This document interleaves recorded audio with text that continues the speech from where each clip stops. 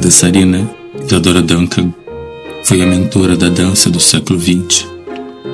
Sua arte e seu pensamento fazem um elogio às coisas do momento imediato, como um segredo único que só pode ser encontrado no agora. Duncan era fascinada pela arte e pela filosofia da Grécia Antiga. Suas reflexões se encontram na questão do agora, com o primeiro dos grandes filósofos gregos, Sócrates. Um quadro pintado no final do século XVIII por Jacques-Louis David parece resumir essa intuição de ambos sobre o momento, em uma alegoria visual sobre o momento da morte de Sócrates. O filósofo havia sido condenado à morte por corromper a juventude e não acreditar nos deuses. Sua sentença seria a morte por envenenamento.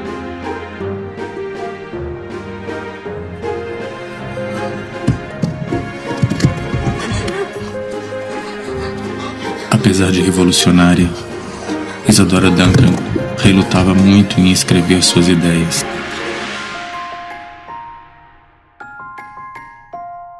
Argumentava que o sentido profundo do que ela havia descoberto só poderia ser compreendido no contato vivo com a sua dança, com o calor da presença.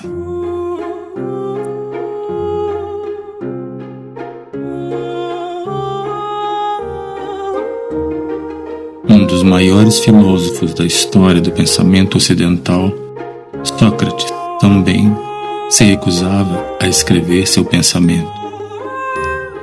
Ambos pareciam acreditar que haveria algo no momento do encontro entre os indivíduos que somente ali poderia ser dito.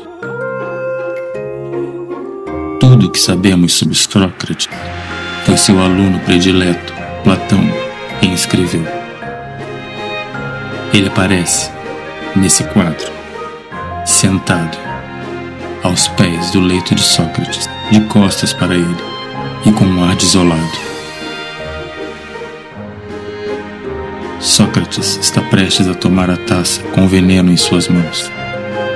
Sabemos que ele fará esse gesto e sabemos que ele morrerá. É um fato histórico. Os que o rodeiam no quadro, todos, parecem saber também que isso irá acontecer. Apenas o próprio Sócrates assume uma postura estranha a esse destino. Sua atitude é dúbia e se divide em tomar a taça com uma das mãos, mas com o resto de seu corpo ele se gira na direção de seus alunos para lhe dizer algo.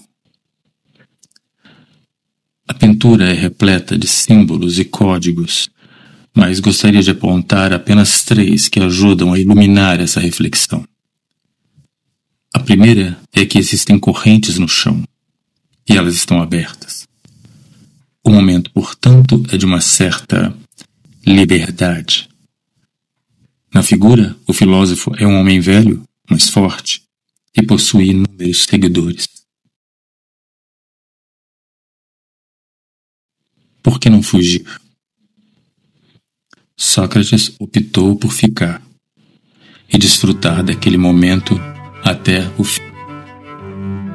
Havia aparentemente algo que Sócrates acreditava que deveria ser dito ou pensado naquele e somente naquele momento, o momento da maior de todas as radicalidades possíveis e em mais nenhum outro. Algo que somente estando ali, na vertigem do abismo, se poderia dizer. E também algo a ser aprendido, a ser compreendido, apenas no atordoamento daquele momento.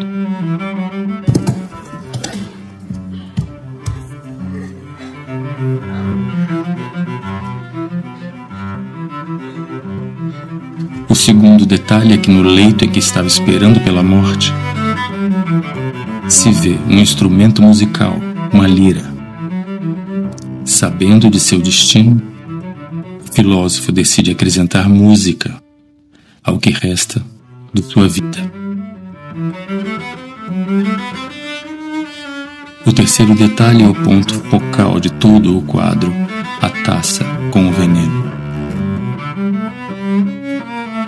Mas o que importa aqui agora é a distância dos dedos de Sócrates e essa taça que lhe trará a morte. Essa distância entre a ponta do dedo do filósofo e a taça é o que ele tem. É tudo o que ele tem. E é só o que ele tem. É ali que nós estamos. É ali que vivemos. Buscamos entretenimentos para nos distrair dessa pequena distância. Mas é ali que vivemos. Mas nessa taça podemos encontrar, metaforicamente, ainda um outro ingrediente.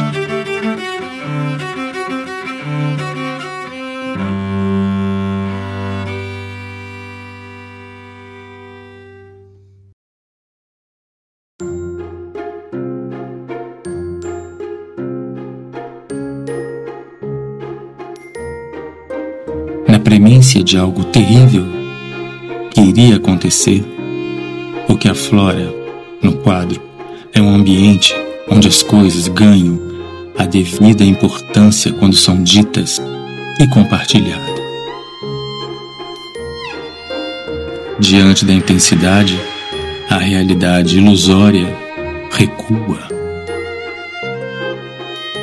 A intensidade desorganiza. Ao estender a mão para buscar a taça enquanto diz algo, Sócrates carrega sua fala de uma profundidade quase insuportável, mas extremamente fecunda.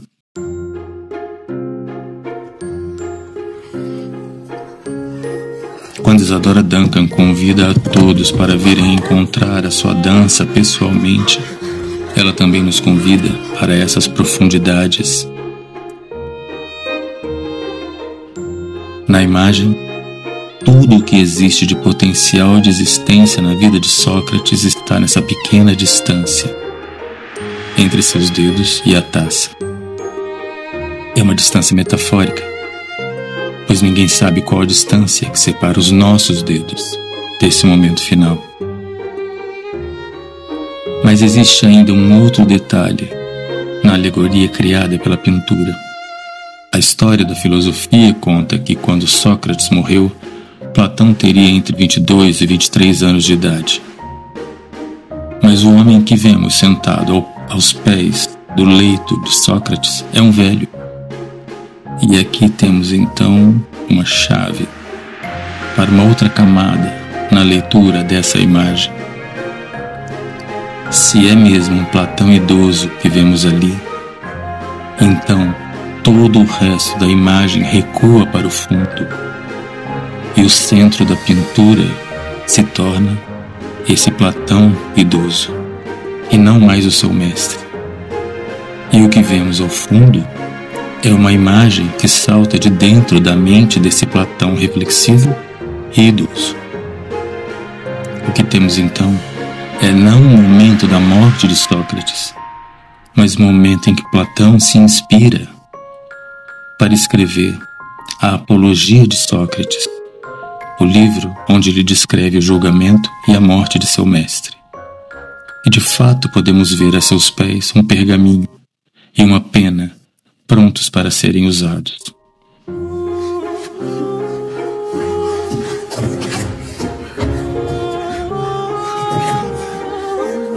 Todos esses fatos foram testemunhados, provavelmente de forma muito dolorosa pelo próprio Platão. Relembrá-los deve ter sido um momento igualmente penoso. A pintura dedica a cor branca dos mestres apenas para Sócrates e para Platão, consagrando as duas gerações de grandes mestres da filosofia. Mas o centro do quadro, a partir desse detalhe, se desloca para o homem de branco na ponta da imagem. E se observarmos bem, Todo o resto da pintura parece de fato brotar da parte de trás de sua cabeça, como um sonho ou uma lembrança.